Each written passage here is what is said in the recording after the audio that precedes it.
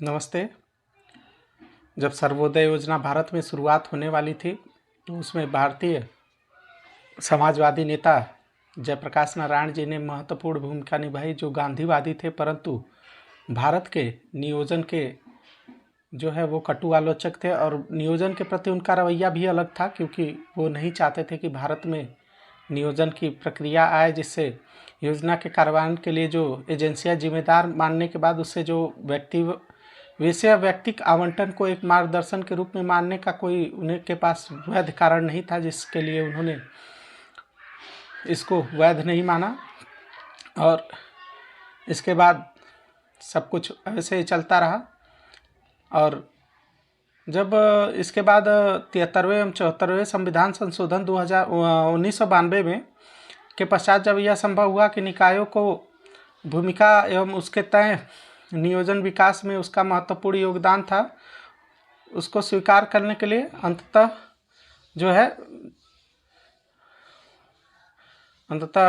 जयप्रकाश नारायण के विचारों को भारत सरकार ने माना। उन्होंने कुछ क्षेत्रीयवार रिपोर्ट दी थी, जिसे 1940 के दशक में विशिष्ट रिपोर्ट प्रकाशित करते हुए हम देखते थे। तो उन्होंने कृषि ऋण पर कुछ हम जानते हैं रिपोर्ट, इसमें कृषि ऋण पर जो है गाडगिल रिपोर्ट प्रस्तुत होती है, और कृषि विकास पर खेतराग रिपोर्ट और कृषि मूल्य एवं कृष्णाभचारी रिपोर्ट जो है प्रस्तुत हुआ। सरकारी समितियों पर यह विशेषरैया समिति थी, और सिंचाई पर अनेक रिपोर्टों की श्रृंखला के तहत जल एवं नहर के विषय में बात की गई। इनको बहुत ही सावधानी पूर्वक जो है बनाया गया था और दक्षता के लिए पूर्ण रूप से तैयार किया गया था। उसमें कोई भी सरकार का मंशा या आदेश ऐसा नहीं था कि भारत में नियोजन का कार्यक्रम न शुरू किया जाए या उसमें कोई देरी हो। और इसका निष्कर्ष तक पहुंचने में कोई संकोच हमें भी नहीं होनी चाहिए, क्योंकि जो है स्वतंत्रता के पूर्व सेक्रेटरी ऑफ स्टेट जो थे भारत सरकार के, तथा भारत के जो राष्ट्रीय कांग्रेस के प्रमुख उद्योगपति और उनके जो बीच में निम्नलिखित लोग थे, उन्होंने इस सिद्धांत के प्रति पर्याप्त महत्वपूर्ण स्तर पर सहमति बना दी थी अपनी, कि भाई अब हमें इस सहमति को मान लेनी चाहिए। तो उन्होंने अपना कुछ ऐसा रिपोर्ट दिया जो भारत, जैसे कि उन्होंने कहा कि केंद्रीय नियोजन का जो योजना निर्माण का जो राज्य स्तर की सक्रिय भूमिका राज्य अदा करे योजना निर्माण में, जिससे सामाजिक एवं आर्थिक विकास तीव्र हो, सामाजिक एवं आर्थिक विकास तीव्र होना चाहिए। और नियंत्रण एवं लाइसेंस का जो एक व्यवस्था है उसे भी चलाना चाहिए, जिससे वांछनीय चैनलों को एक महत्वपूर्ण जो है उनका विकास हो सके। और इसके साथ ही संतुलित अर्थव्यवस्था के क्षेत्र में भी संतुलित इन्हें जो है विकास चाहिए था, जिसमें राज्य को जो है स्वामित्व मिले एवं राज्य नियंत्रण को जो है ज़्यादा से ज़्यादा बढ़ावा दिया जाए। इस विषय पर इन्होंने काफ़ी ज़्यादा महत्वपूर्ण अपना रिपोर्ट प्रस्तुत किया था। इसके बाद यह भी रोचक विषय नहीं रहा कि जो है उपरोक्त सभी जो समझौते थे हमने जो बताए, वो असहमतियों या सहमतियों के बीच स्वतंत्रता के पूर्व 2 दशक के दौरान जो है एक उद्विकास की जो प्रक्रिया है उसमें उसके अंतर्गत सब जो है पहुंच चुका था। और जबकि देश में हमारे नियोजन की ज़रूरत लगातार बढ़ रही थी, चर्चाएं चल रही थी कि भाई नियोजन बढ़ाना चाहिए, और इसमें कार्यवाहियों को भी अंजाम दिया गया। भारत सरकार ने एक योजना तैयार की, जिसे बॉम्बे प्लान एवं अन्य योजनाओं के ऊपर चर्चा के लिए कहा जाता है, जिसमें उन्होंने बिना विलम्ब किए, भारत सरकार के बारे में कोई विशेष जानकारी या अनुभव नहीं था भारत सरकार को, उसको फिर भी उन्होंने इस योजना को विशेषज्ञों के द्वारा तैयार की गई, और जिसमें भी उनका आपसी समन्वय भी नहीं था इसमें पर्याप्त रूप से कि वो सब लोग मान जाए कि हाँ भाई योजना सही है। इसका जो है योजना का प्रमुख उद्देश्य देखा जाए, जो मेजर ऑब्जेक्टिव था इनका, तो उसके विषय में भारत में नियोजन जन आकांक्षाओं तथा भविष्य के सपनों को साकार करने का एक उपकरण मात्र था। हम भी ये जानते हैं कि भविष्य में भारत की नींव एक दिन में नहीं पड़ी, ये सबको पता है, लेकिन फिर भी सपनों का भारत बनाने की प्रक्रिया के एक समूचे स्वतंत्रता आंदोलन के दौरान चलती रही, और उनके महत्वाकांक्षाओं को जो है महत्वाकांक्षाओं को राष्ट्रीय योजना और रिपोर्टों और संविधान के चर्चाओं में व्यक्त किया गया और अंततः संविधान में समुचित प्रावधान व स्थान मिला नियोजन को। तथा जो है साथ ही सोवियत संघ का जो फ्रांस और नियोजन शैलियाँ थी उससे भी प्रभाव जो है उनका जो मेन प्रभाव था उसे ग्रहण किया गया था भारत के संविधान इसमें नियोजन में। और भारत का नियोजन राष्ट्रीय आंदोलन की आकांक्षाओं का भी एक पीढ़ी था जो उनके उद्देश्यों को पूरा कर सकता था।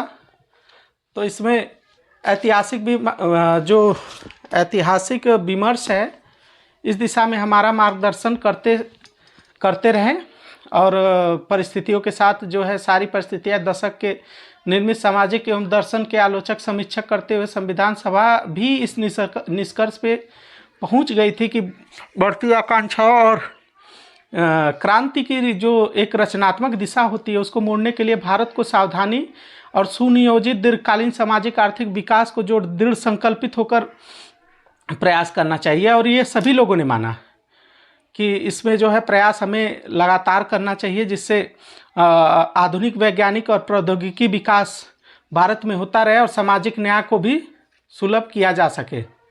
कुल मिलाकर सब बात यही थी कि भारत को एक कल्याणकारी राज्य बनाना था जिसमें जनता के हित को अत्यधिक महत्व दिया गया। उसमें नियोजन भी शामिल था और इसकी अनिवार्यता जो है देश में पैदा कर दी गई थी।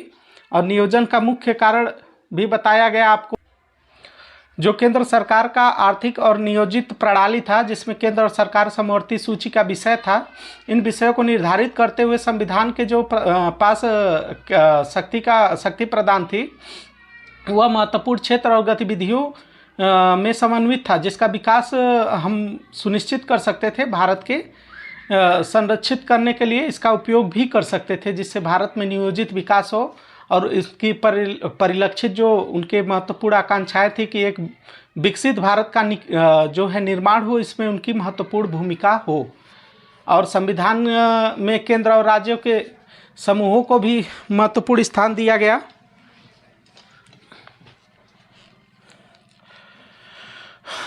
और इसी को बढ़ावा देने के लिए अनुच्छेद जो है 249, 257, 252, 258, 258A तथा 312 के अंतर्निहित जो है कठोरताओं की उपेक्षा प्रावधान जो है मौजूद है उसमें आप संविधान में देख सकते हैं। और जो है संविधान कल्याणकारी राज्य के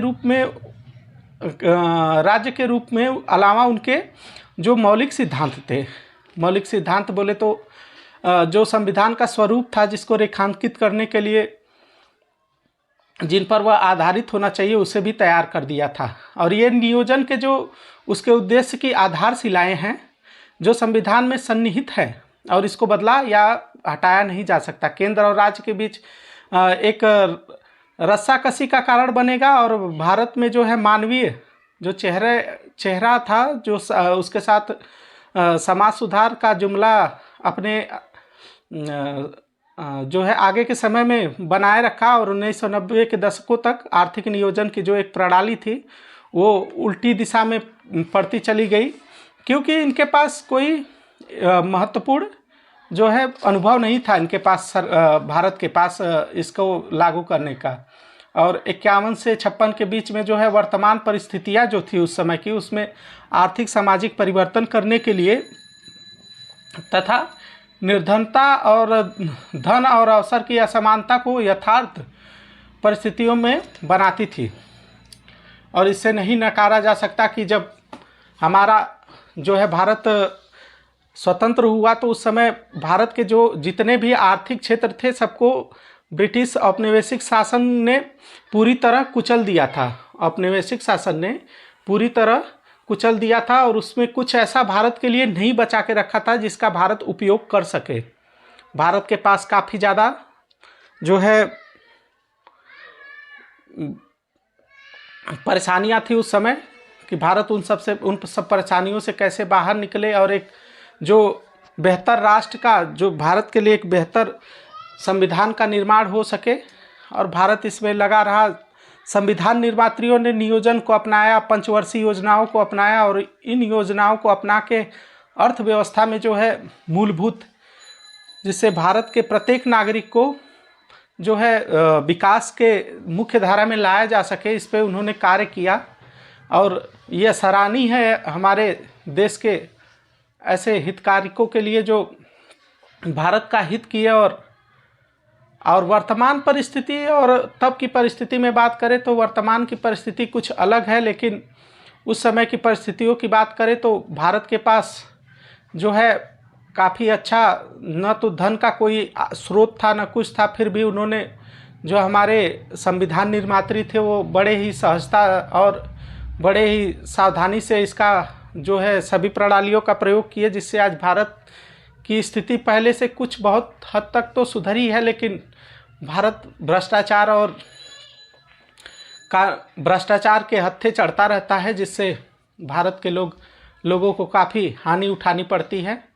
और ये भ्रष्टाचार हमें कहाँ से ज़्यादातर देखने को मिलता है ये आप सब लोग भी जानते हैं और पूरा देश जानता है, हर एक नागरिक जानता है। लेकिन अब समय आ गया है कि भारत के नागरिकों को अपने अंदर एक ज्वाला जगा के और खुद में परिवर्तन की एक भावना डालकर और देश के प्रति समर्पित हो जाना चाहिए, जिससे देश विकास के रास्ते पे बढ़े।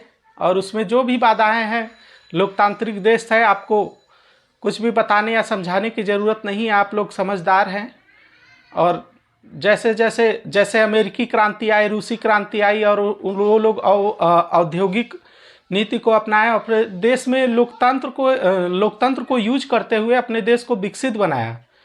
तो इसमें कोई दोहरा नहीं है कि हम भारतीय भी उस रास्ते पे चल सकते हैं और सारे जो दार्शनिक थे उनके भी लक्ष्यों को पूरा कर सकते हैं। अगर एक बेहतर भारत का निर्माण करना है तो हमें पहले नीचे तबके के जितने भी व्यक्ति हैं उनको ऊपर उठाना होगा। और ये हमारे संविधान का भी लक्ष्य है, जिसमें भाईचारे की भावना और सामाजिक विकास में आर्थिक विकास की जो एक नीति है उसको भी लागू करने का हमें बेहतर प्रयत्न करना चाहिए।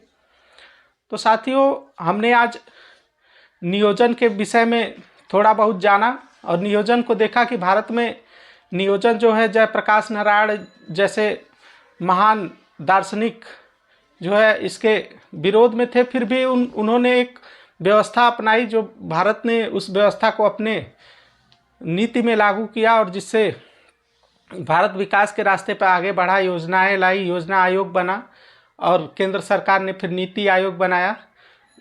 लेकिन अभी भी भारत का जो लक्ष्य था उसे पाने में अभी तक भारत असमर्थ है। और भारतीय जो दिग्गज लोग हैं वो जो एक जनता से जो वादा किए थे उसमें भी वादा को दिलाने में भी असफल होते दिखाई दे रहे हैं और दिखाई देते रहेंगे इसमें। तो साथियों, आज के लिए बस इतना ही।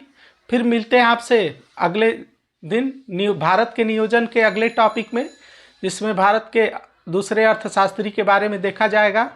तो अर्थशास्त्र की क्लास लेते रहिए। तब तक के लिए धन्यवाद।